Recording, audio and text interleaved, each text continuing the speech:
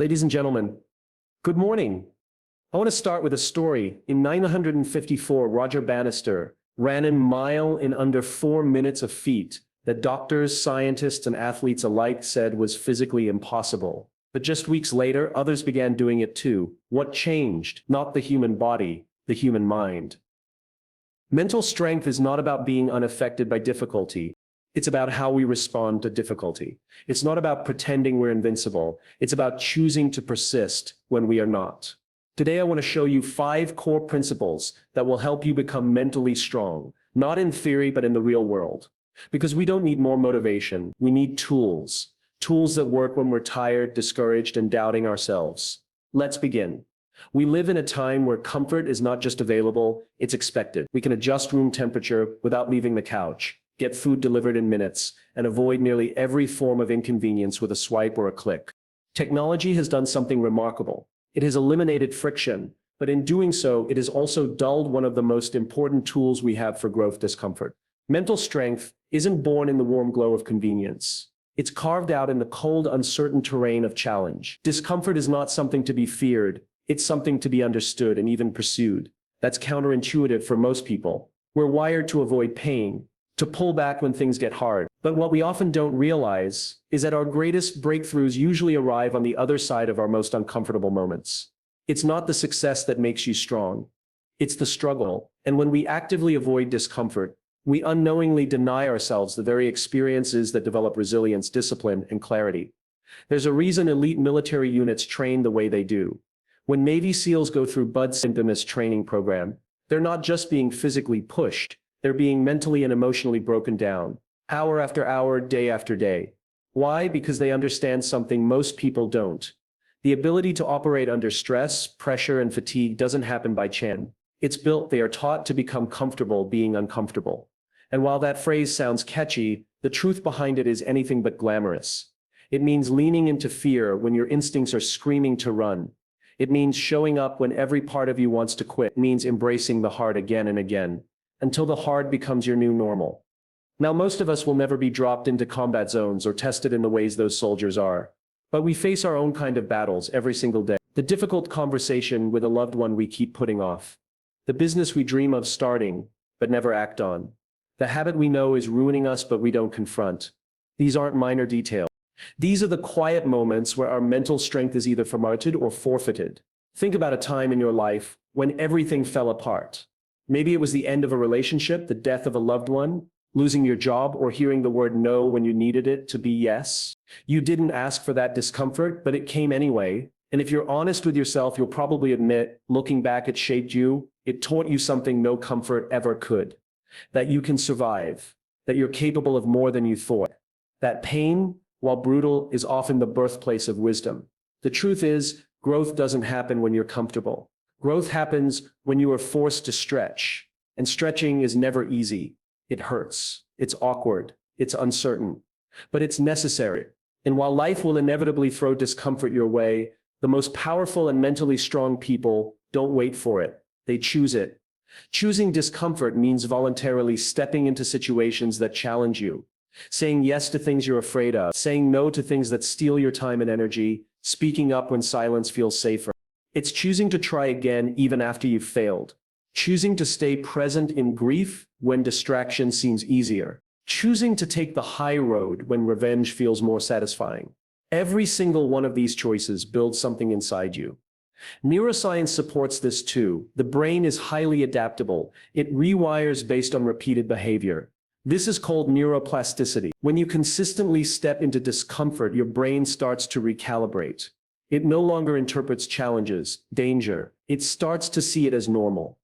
The discomfort doesn't go away, but your response to it evolves. What was once overwhelming becomes manageable. What felt impossible becomes familiar. Your threshold for adversity expands. That's mental strength. Not feeling nothing, but feeling everything and still moving forward. But let's be real. This isn't about glorifying hardship. Discomfort for its own sake isn't the goal. You don't need to suffer endlessly to be strong. This is about choosing the kind of discomfort that leads to purpose. The discomfort that means you're becoming someone better. There's a difference between suffering that breaks you and challenge that builds you. Knowing that difference and leaning into the latter is the mark of someone truly resilient. And the beautiful part is discomfort doesn't have to come from massive life-altering events. In fact, some of the most powerful training happens in the small daily choices. The moment you wake up early, when you'd rather sleep in, when you have the tough conversation instead of burying your frustration, when you take the stairs instead of the elevator, when you sit in silence instead of numbing out with a screen. Every small act of chosen discomfort strengthens the muscle of mental endurance. And just like physical muscles, the more you train it, the stronger it gets. Let me share a quick story. There was a young man who had terrible stage fright. The idea of public speaking made him physically ill. But instead of running from it, he made a decision. Every week he would volunteer to speak in front of small groups. The first time his voice shook, the second time his hands trembled, the third time he forgot what he was saying halfway through. But he kept going week after week, not because he stopped being afraid, but because he stopped letting fear be in charge. That young man now speaks to thousands. His fear never fully disappeared, but his strength became bigger than his fear. That's what embracing discomfort looks like. There's a line that's often used in endurance sports. You can do hard things, but the more accurate version might be, you can become the kind of person who does hard things. And you do that through consistent exposure to discomfort. Controlled, deliberate, chosen difficulty, that's the path. That's the training ground. So start small, say no to the easy way out just once today. Step into something that scares you, not reckless, but intentionally. Let yourself feel the tension, let yourself sweat, let yourself fall if needed, but don't retreat. Because every time you stay in that place a little longer than you're comfortable with, you're building a part of you that nothing can take away. Mental strength isn't gifted. It's practiced. It's built one uncomfortable step at a time. And when you stop fearing discomfort, when you start welcoming it, you stop shrinking your life to fit your fear. And you start expanding your life to fit your potential. We spend so much of our time and energy wrapped up in things we have absolutely no control over. What people think of us, whether someone replies to a message, whether the meeting goes perfectly, whether the weather ruins our plans, whether the decision someone else makes benefits us or not. It's endless and it's exhausting. Most of the anxiety we experience doesn't come from what's happening, it comes from how tightly we hold on to the illusion that we can control it all. And when we can't, we panic. But there's something powerful that mentally strong people understand. They know the difference between what's theirs to carry and what isn't. They focus their energy where it actually makes a difference in what they can control. Their attitude, their effort, their response. There's a well-known idea in leadership psychology that illustrates this beautifully. Imagine two circles. The first is the circle of concern. It's filled with everything you care about. Global events, your reputation, the stock market, someone else's mood, your boss's opinion, but you don't directly control any of those things. Now, imagine a second smaller circle inside the first one. This is the circle of influence. It holds everything you can affect. Your thoughts, your words, your choices, your habits. Mentally strong people live in that smaller circle. They don't ignore the big things, but they refuse to waste energy on what they can't change. And in doing that, they actually expand their influence over time. I have a friend, let's call him Alex. During the height of the pandemic, he lost his job. It wasn't because he failed. His company downsized overnight. One day he was employed and the next he was staring at a severance email. For 2 days he spiraled. He played out every worst-case scenario in his head. He blamed the company. He worried about rent. He couldn't sleep. And then on the third day something shifted. He sat down with a notepad and wrote a question at the top of the page. What can I control? Just that. 6 words. And what came next changed everything. He listed the things he could do. Update his resume. Reach out to 5 old contacts. Spend 2 hours a day learning a new software skill online. Apply to at least 3 jobs a week. Work on his mindset. Meditate to stay grounded. Move his body every morning so he didn't stay in that pit of helplessness. None of these things gave him a job instantly, but they gave him his power back. 3 months later, he had a new job that paid better and gave him more flexibility. That wasn't luck, that was focus. Because mentally strong people don't live in the land of why me. They live in the world of what now. We often forget how much power we still have even in moments where we feel powerless. If you're going through something heavy right now, maybe a loss, a betrayal, or a setback you didn't see coming, ask yourself the same question: what can I control? And then answer it. Even if your list starts with just one thing: I can control how I speak to myself. That's enough to start. Think about how many things you've stressed over in the past that never actually came true. Think about how many hours of your life were spent replaying conversations, crafting the perfect text, trying to fix someone's perception of you, or worrying that things wouldn't go your way. Now think about what could have changed if that energy had been used instead on your own growth, your own peace, your own presence. Let's go deeper. When you place your energy into what you can control, you don't just become more productive, you become calmer. Your brain stops spinning in circles. You start to feel anchored. Studies on locus of control, how people perceive their ability to influence events, have shown that individuals with a strong internal locus, meaning they believe they have control over their actions and their consequences, more resilient, more persistent, and significantly less prone to anxiety and depression. In other words, people who focus on what they can control don't just perform better, they feel better. Now, let me be clear, this doesn't mean we ignore reality. It doesn't mean we bury our emotions and pretend things are fine when they're not. No, mental strength is not denial. It's discipline. It's the discipline to feel the pain, the fear, the doubt, hands still come back to what's actionable, to what's yours. It's asking the hard but honest question: is this within my control, or am I just spinning my wheels hoping it changes on its own? We can't make people treat us a certain way, but we can choose whether we tolerate it. We can't force the world to slow down, but we can slow ourselves down. We can't control the outcome of our efforts every time, but we can give our best knowing that the outcome never defines our worth. There's something incredibly freeing about letting go of what's not yours.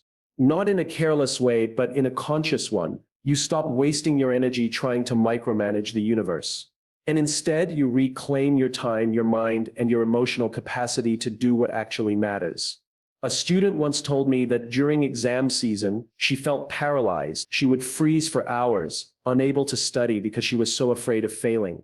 So we sat down and made a list. What's in your control?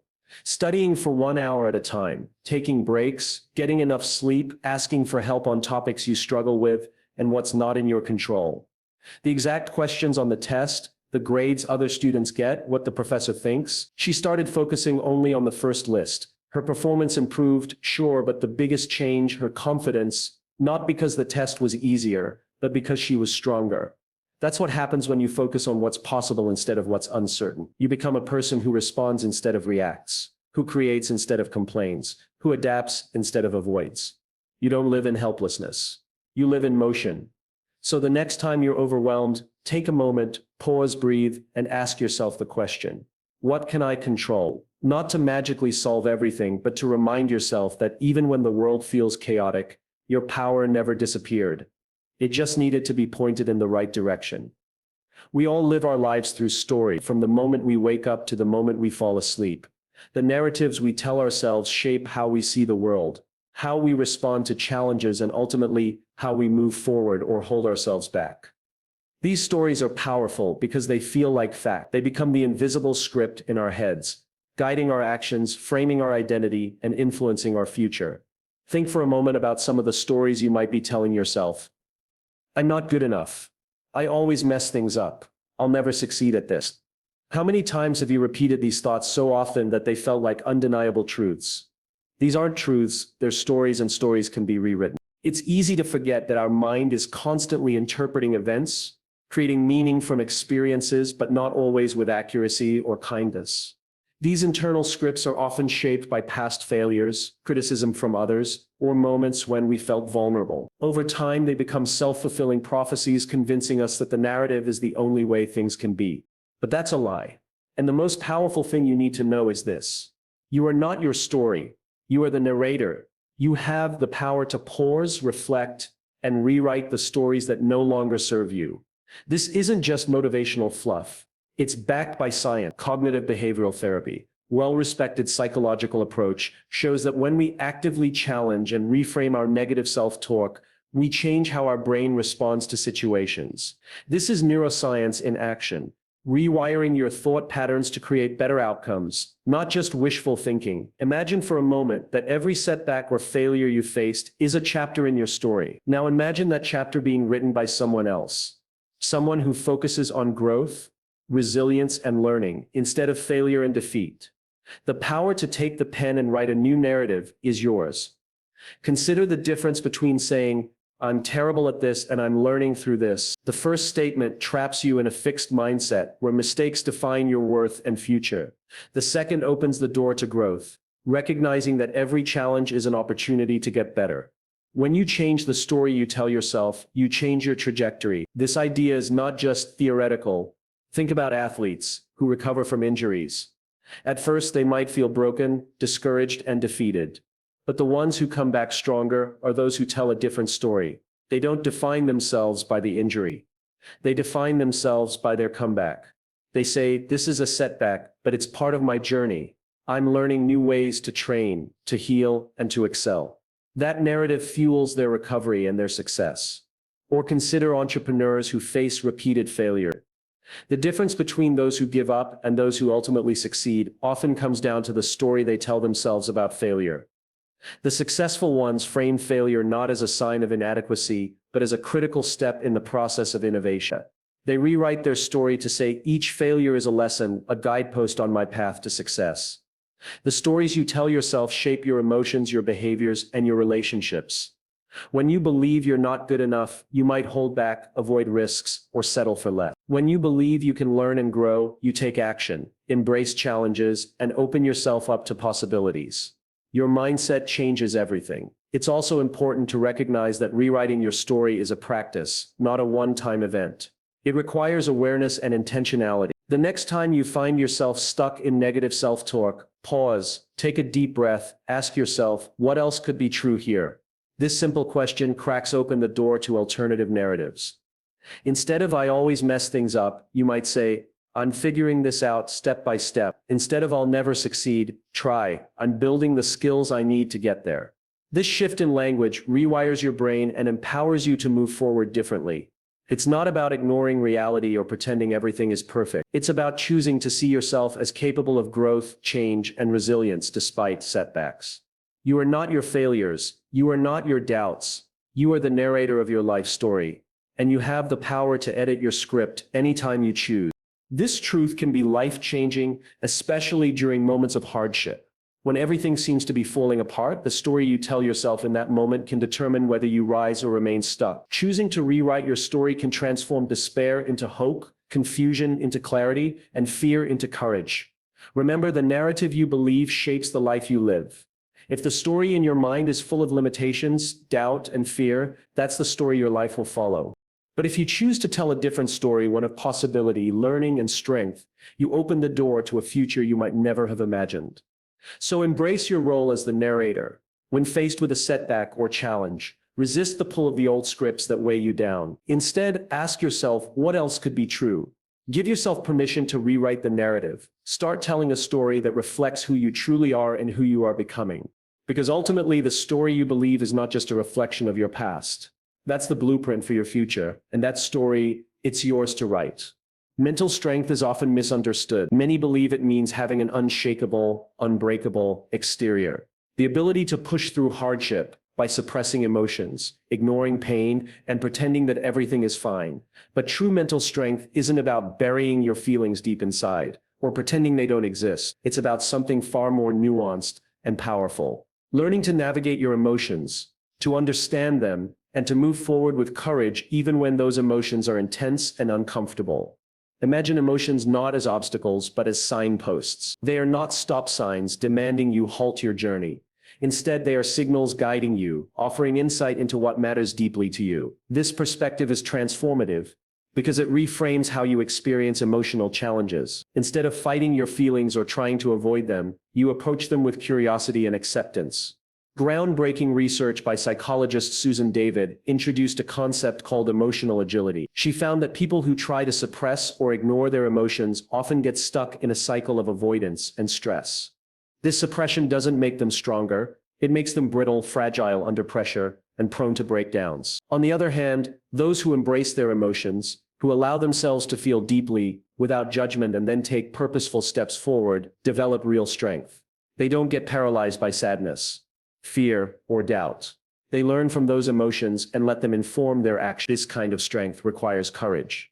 The courage to feel discomfort, sadness, fear, and uncertainty without letting those feelings dictate your choices. It's easy to confuse emotional strength with emotional invulnerability, but strength is not about never feeling sadness or fear. It's about feeling those emotions fully and still doing what's right, still moving toward your goals and values. Think about moments in your life when you felt overwhelmed or anxious. Maybe you faced a difficult conversation, a painful loss, or an uncertain future. In those moments, the impulse might be to shut down, to push feelings away, or to react impulsively. But what if instead you paused and asked yourself, what is this emotion trying to teach me? This simple question can change everything. That pause, just a brief moment of reflection, shifts you from a reactive state to a responsive one. Instead of being swept away by emotional currents, you become the captain of your ship, steering with awareness. You start to recognize that fear might be signaling that something important is at stake. Sadness might be pointing to a loss that needs honoring. Doubt might be encouraging you to reconsider your approach or seek support.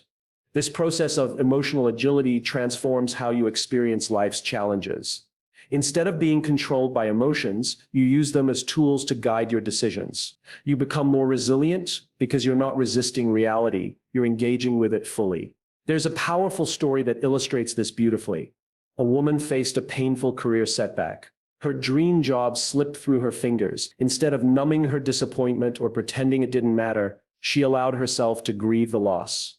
She felt the sadness, the frustration, the self-doubt, but instead of letting those feelings trap her, she asked herself what this experience could teach her. She realized it was an opportunity to reevaluate her goals and develop new skills. She processed the emotions, learned from them, and took deliberate steps forward.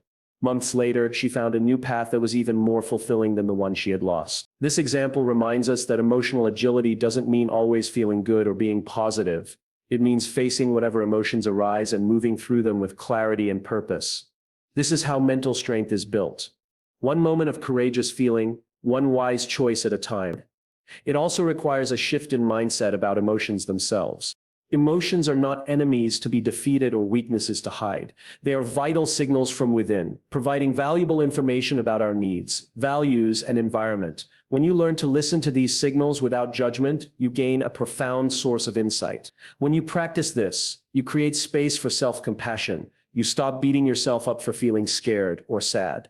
You understand that emotions are part of being human, not signs of failure. This compassion fuels resilience because it creates an internal environment where healing and growth can happen. In practical terms, building emotional agility involves small but powerful habits. When you notice a difficult emotion rising, don't run from it or push it down. Instead, take a breath and ask, what is this emotion trying to teach me? Listen deeply. Allow yourself to feel without rushing to change the feeling or fix the situation immediately. Then decide your next action based on both your feelings and your value. Over time, this practice rewires your brain. You become less reactive and more reflective. You develop the ability to face emotional storms without losing your sense of direction.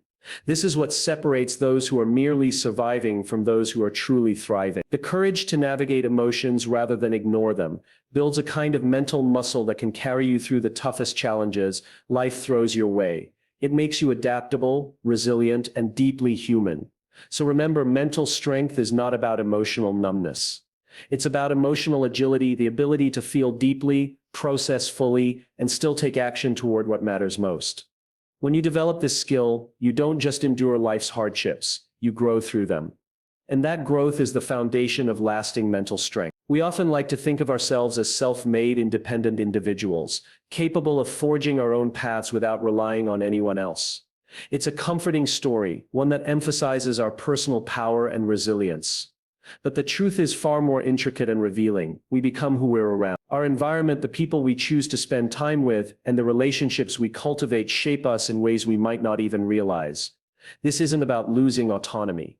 It's about recognizing that connection is the soil from which mental strength grows. Consider the profound insights from a 75-year Harvard study on adult development, one of the most comprehensive studies on human happiness and longevity ever conducted. The researchers found that the single greatest predictor of long-term happiness and health wasn't wealth, status, or career success. It was something far more elemental. Strong relationships, deep, meaningful connections with others, not the things we accumulate or the accolades we earn, hold the key to a thriving life. When we think about mental strength, we often imagine it as a solitary endeavor battling challenges alone, pushing through obstacles with sheer willpower. But the reality is that mentally strong people don't go it alone. They surround themselves with others who challenge them to grow, uplift them when they falter, and hold them accountable when they stray. These relationships act as mirrors, reflecting back not just who we are, but who we can become. Imagine a circle of influence composed of people who believe in you, challenge your assumptions, and push you to stretch beyond your limits.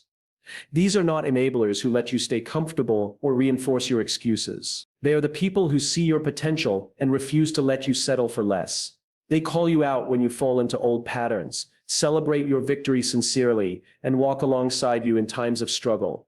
This kind of support doesn't just boost your morale, it reshapes your mindset. When you know someone believes in you, it becomes easier to believe in yourself. When someone holds you accountable, you are more likely to take the hard steps necessary for growth. It's like having a team behind you, ready to catch you when you stumble, but also pushing you to reach higher than you thought possible. But mental strength also means having the courage to let go of relationships that drain your energy or diminish your sense of worth. Sometimes the hardest thing to do is to step away from people who manipulate your feelings, create chaos, or stifle your growth. These toxic connections act like anchors, holding you back from becoming the strongest version of yourself. Letting go isn't about bitterness or resentment. It's an act of self-preservation and respect. Ask yourself this powerful question. Who in my life makes me feel more capable? Who encourages you, believes in your potential, and sees your value? These are the people you want to spend more time with. Seek them out intentionally. Nourish those connections. And if you find your circle lacking in these types of relationships, consider becoming that person for someone else. There is immense power in being the person who uplifts others, who listens without judgment, who challenges gently but firmly, and who holds space for growth. When you become that source of strength for others, you also reinforce your own mental resilience. Strength breeds strength. By cultivating connection, you are not just building your own mental muscle. You are creating a network of mutual support that can weather life's storms together. This is the essence of mental strength. It's not an isolated fortress, but a vibrant ecosystem. You grow by surrounding yourself with energy that fuels you, relationships that push you, and people who hold you to the highest version of yourself. And sometimes it means pruning away the parts of your life that no longer serve you, making room for growth and renewal. Remember, mental strength is a community sport. No one stands strong alone for long. The people you choose to walk alongside matter profoundly. Their beliefs about you become your beliefs about yourself. Their encouragement becomes the wind beneath your wings. Their challenge becomes the spark that ignites your growth. So look around. Who lifts you up? Who believes in your potential when you can't see it yourself? Who challenges you to become better? Spend more time with these people, and if you can't find them, be that person for someone else. Because in giving strength to others, you reinforce your own end together. You build a foundation of resilience, courage, and unwavering mental strength that no obstacle can shake. Mental strength is often mistaken as a rare gift, something you're either born with or without. But the truth is far more empowering. Mental strength is a decision. It's a conscious choice you make every day and every moment to engage with life in a way that fuels growth rather than stifles it. It's a commitment not to perfection or fearlessness, but to resilience, courage, and progress. This decision begins with embracing discomfort. In a world obsessed with comfort and convenience, choosing discomfort feels counterintuitive. Yet, it is precisely in those moments of discomfort when we stretch beyond what's familiar that we forge our greatest strength. Think of the times when life pushed you beyond your limits. It wasn't easy, it wasn't pleasant, but it changed you. It made you tougher, wiser, more capable. To build mental muscle, you have to lean into these challenges, not avoid them. Choose discomfort before it chooses you, because waiting for hardship to find you means you're always reacting rather than leading your own life. Alongside embracing discomfort is the imperative to focus on what you can control. Too often we waste precious energy worrying about things beyond our reach. How others perceive us, unpredictable outcomes, or circumstances outside our influence. But mental strength flourishes when we invest our energy in what we can control, our attitude, our effort, and our response. Imagine your life divided into two circles, one filled with the things you can influence and one with things you can't. Mentally strong people live and operate within the first. When adversity strikes, they don't succumb to helplessness. They ask themselves, what can I control in this situation? Then they act. This mindset isn't just pragmatic, it's transformative. It shifts you from victimhood to agency, from fear to empowerment. Mental strength also demands that you rewrite the story you tell yourself. We all carry internal narrative scripts that shape how we see ourselves in the world. Some propel us forward while others hold us back. How many times have you heard that inner voice whisper, "I'm not good enough. I always mess things up," or "I'll never succeed"? These aren't truths. They are stories we've internalized. But you have the power to challenge and change them. Science shows us that when we consciously confront and reframe ourselves to talk, we change our brain's wiring and open the door to new possibilities. You are not your failures or doubts. You are the narrator of your own story, and the pen is in your hands. Next time you stumble, pause and ask, what else could be true? Replace "I'm terrible at this" with "I'm learning through this," and watch how your story and your life begins to shift. Feeling your emotions rather than suppressing them is another pillar of mental strength. It's tempting to think that being strong means never showing vulnerability, never feeling sadness, fear, or doubt. But true strength lies in emotional agility, the ability to navigate your feelings, process them, and still move forward. Emotions aren't stop signs, they're signals. When you're overwhelmed, instead of reacting impulsively, pause and ask yourself, what is this emotion trying to teach me? This moment of reflection allows you to respond with wisdom rather than react with impulse. It's the courage to feel deeply and act deliberately that defines mental strength, not the absence of struggle, but the resilience to endure it while remaining true to your values. Finally, mental strength is deeply tied to the company you keep. While it's tempting to believe that we are entirely self-made, the reality is that we become who we're around. Relationships shape our beliefs, behaviors, and outlook on life. The most enduring research on happiness and health points to one critical factor: strong connections. Mental strength grows in community among those who challenge us, support us, and hold us accountable. Surround yourself with people who make you feel more capable, more confident, and more alive. And when necessary, have the courage to distance yourself from those who drain your energy or undermine your worth. Sometimes the strongest thing you can do is protect your mental and emotional space by choosing who you let in. And if you can't find those people, be that person for someone else, because strength is contagious and together we rise higher. Mental strength doesn't mean you have to be fearless. Fear is a natural part of the human experience. Instead, it means being brave enough to take the next step despite fear. It means choosing growth because of struggle, not in spite of it. The journey to mental strength isn't about arriving at some perfect state where challenges cease. It's about learning to dance with life's ups and downs with grace, courage, and an unwavering commitment to become the best version of yourself. So today, decide to choose strength, embrace the discomfort that will shape you, focus on what you can control, and let go of what you cannot. Rewrite the story you tell yourself, and let that story inspire you to keep going.